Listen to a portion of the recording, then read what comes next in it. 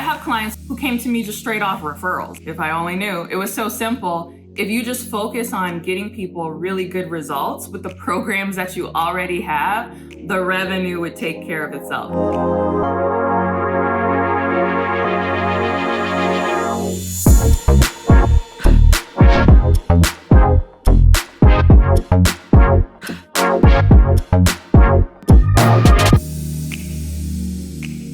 Hello, welcome. It's your girl, CourtneyLSanders here. Yeah, I was just thinking today, really just in gratitude. Honestly, I was upstairs making my bed, thanking God about all the changes. I won't even say changes, just different things that I've learned in my business. And I was like, man, if I could go back in time and tell that old Courtney, what would I tell her? The first thing I would have done differently is focused on transformation and not information in my business. And I see this mistake a lot with new people, whether they want to be coaches, consultants, industry experts. It's like, oh, I have all this information in my head. I have all this information that I've been learning, and they just kind of like word vomit on the screen, or I'm just gonna word vomit into this video, and I'm just gonna slap these videos up and we're gonna turn this into a course. Like, you can do that, and there are people who are making a lot of money doing that, but they're going through a lot of churn because customers don't come back. Us coaches, consultants, industry experts should do better to ensure that people get the transformation that they're looking for, not just the information. And you can do that with how you structure your courses,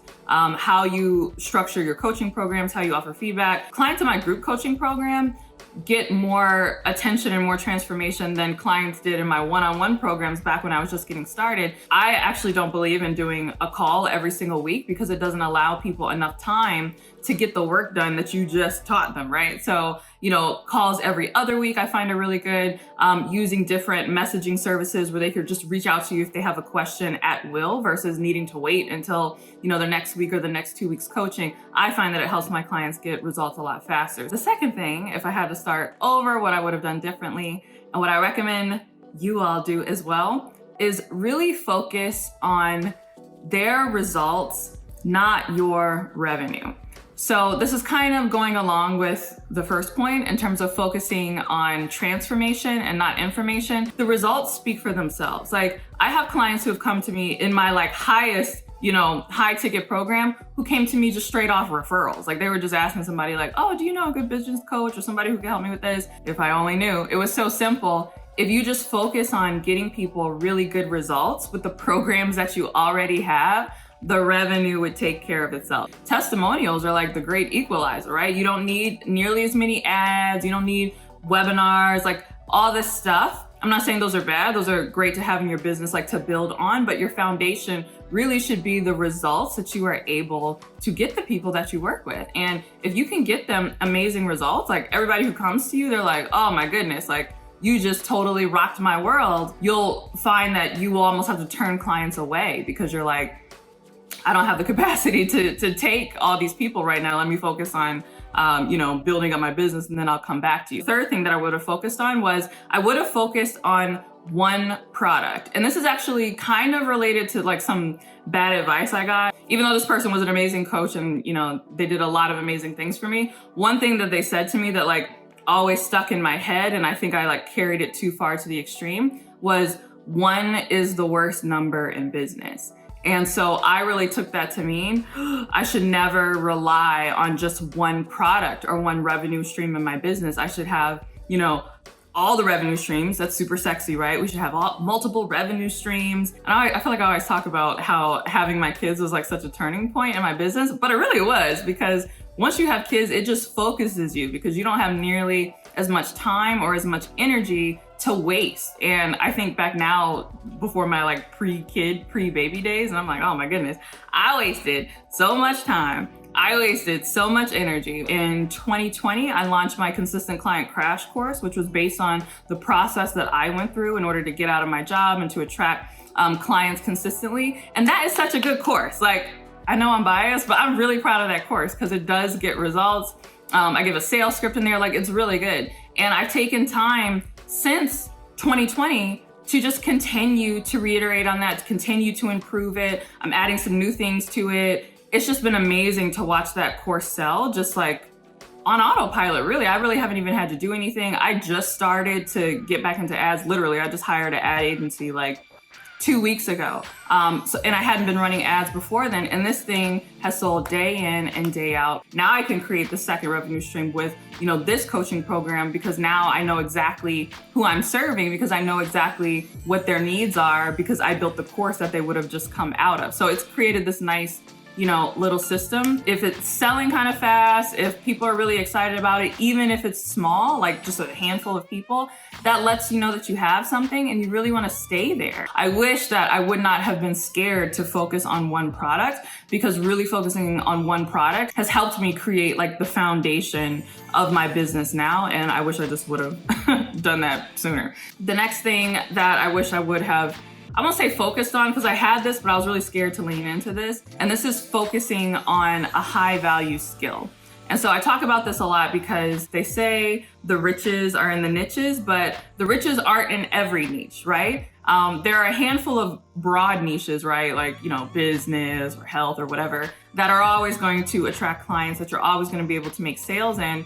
But quiet as it's kept, there are some niches that attract higher paying clients and more sales than other niches. And so I think it's important to say that, because a lot of business coaches want to act like, oh, it doesn't matter what your niche is. Oh, yes, you're passionate about underwater basket weaving, I can totally help you find clients for your underwater basket weaving course. Like, girl, no, that's not a high value skill, at least, not yet. So you really want to focus on what is a high value skill. And by high value skill, I mean a skill that you can do for people, that people will pay you handsomely for in the marketplace. Too many of us get so focused on our passion that we forget that our passion, if we're monetizing it, is only as good as what we can do for other people. Your business is essentially solving problems for other people. So you want to find a way that you can do it passionately, but you do want to solve high value problems. The next thing that I wish I would have done differently when I first got started was I wish I would have chosen my clients more carefully. So it doesn't matter what niche you're in.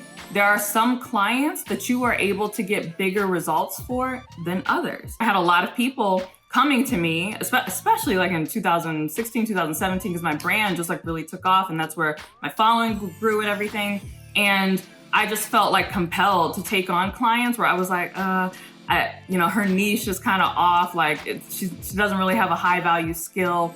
And so I ended up taking on a lot of stress, because then I would try to almost like carry their business along the finish line and like try to do things in the background. I was just doing a lot to like try to force people to be successful. And I realize now, especially with the clients that I have, I know exactly like who I'm looking for and like what those factors are that they have, that if I could just plug them into my system, that they would just blow up. So now I'm not shy about that. I deliberately look for and try to attract those types of clients. And again, the results that people have been able to get. A client just quit her job, $50K. Another client got a $500,000 corporate contract. Like these are my superstars, and these are people that I know without a doubt, because they had certain factors coming into it, that I was like, yes, if I plug you in the system, you are going to be a rock star. The next thing that I wish that I would have focused on earlier, what I would have done differently, is I really would have focused on making things simpler and not more complicated. And I think this kind of goes to my engineering mind, and this is something that I've really had to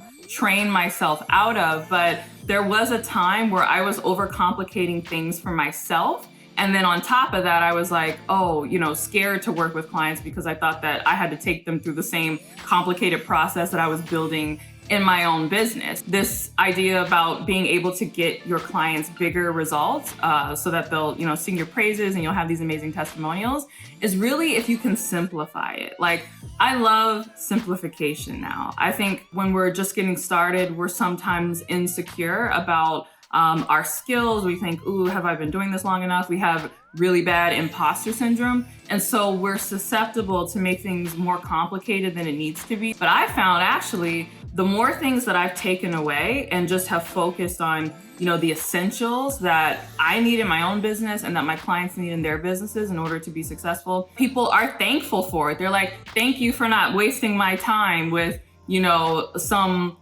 long drawn out modules that are just like super fluffy and, you know, your course or your program and don't teach me anything. Like, thank you for not wasting my time in your coaching program and showing me exactly like, okay, do this, do this, do this. Really focus on how you can simplify the process and not make it more complicated. I wish I would have invested at a higher level sooner. And by higher level, I mean whatever is higher level for you or whatever it is that you need to be investing in your business. In the last 12 months alone, I've invested over $100,000. The thing that I don't think people understand, because they think it's like a sales tactic or a sales pitch, right? Like, oh, you need to invest at a higher level so that you can invest in me. Like, I don't need y'all to invest in me necessarily. Like, I'm good. I'm almost at capacity. I think I have like 3 spots left in my current coaching program with the amount of clients that I have. I'm saying this because I am consistently mind blown at information that is available at a higher level. And I did not know that until I started getting in these circles. So for instance, I'm actually in a mastermind right now where everyone in the mastermind is doing at least $1 million. Most of them are doing like $3 million or $9 million. I'm like the poor one in my mastermind. I'm the least successful person in this mastermind that I've invested in. It's crazy. But just like the gems they drop, the mindset, how they think about things, resources that they have available. When you get around people who are already operating at the level that you want to operate at, they have access to information that you don't have access to. They have access to resources that you don't have access to. And they just think about things differently. It's scary because it's a higher level investment, but the things that I find that you invest at this level are directly related to the ROI that you can get. I would have charged more from the very beginning. So I actually talked about this in detail with my homegirl, Danielle Morel from Rich Girl Business. Check out our YouTube channel. It's called The Level Up Life, where we talk about how to level up in life, business, you know, marriage, family, all those things. But we talked about just what a difference it makes when you're able to charge your worth and how you're actually able to provide better service to your clients because you're taken care of better. And so I think of something as simple as like being able to have a nanny, again, gives me like the free space to do things like this for you all and to be able to provide really great free content, you know? So I say free content is actually expensive. So factor that into your pricing when you're thinking about what it is you want to, you know, charge for your coaching. So if I had to start over, these are all the different things that I would do differently. If you want to check out my client attraction system, I give that game away for free on my masterclass. You can check that out at CourtneyLSanders.com/masterclass. But with that, I will see you all in the next live stream. Bye.